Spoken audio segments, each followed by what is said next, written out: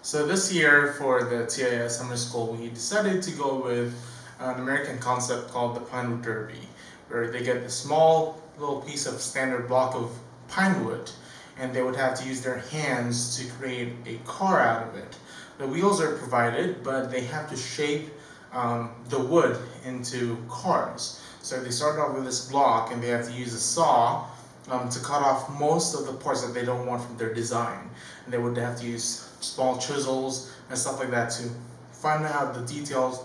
Finally, with the sandpaper, smooth it all out. They end up applying paint and making it their own. After that, we have a track built so that we can race it, and whoever gets the fastest time wins, obviously. But we also have prizes for the design and also the aesthetics for the car. So with this project, the kids have different disciplines to go around with.